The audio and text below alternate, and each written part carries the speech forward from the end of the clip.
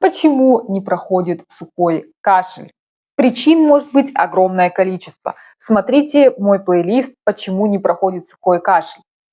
В сегодняшнем ролике я хотела бы продолжить разговор о кашлевой форме бронхиальной астмы. Это довольно частая причина затяжного сухого кашля, когда ваш кашель никак не связан с повышенной температурой, ломотой в теле, головной болью. В общем, это не является признаком какой-то респираторной вирусной инфекции, а вы все кашляете и кашляете. В прошлый раз мы поговорили о аллергенах, которые, участвуя в патогенезе бронхиальной астмы, вызывают приступ.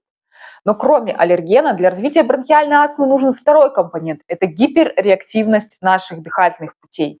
Почему же она возникает? Гиперреактивность дыхательных путей – это тогда, когда наши бронхи очень сильно, избыточно неадекватно реагируют на какой-то раздражитель. То есть на шерсть, на пыль, на пыльцу, на табачный дым. Неадекватно сильно реагируют, вырабатывая слизь, воспаляясь, бронхи сужаются.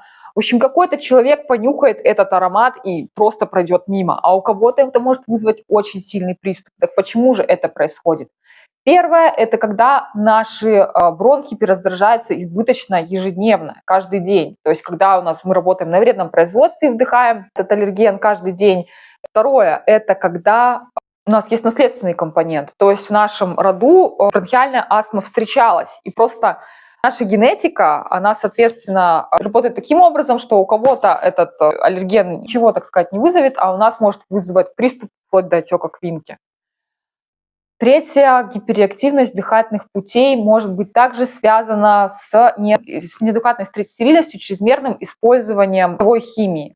Потому что точно так же, как избыточное количество различных вредных веществ во вдыхаемом воздухе, если вы проживаете в каком-то индустриальном городе, где большое количество выбросов, или, соответственно, работаете на вредном производстве, точно так же плохо, когда наши дыхательные пути сталкиваются с избыточными следствиями бытовой химии, окружающей нас. То есть, если, например, постоянно вы убираетесь не по разу, не по два, а по 22 в связи с тревожностью различными средствами бытовой химии в свою квартиру, вы можете тем самым привести своих близких и себя к перераздражению, гиперактивности дыхательных путей. Также в патогенезе бронхиальной астмы имеется и психосоматический компонент.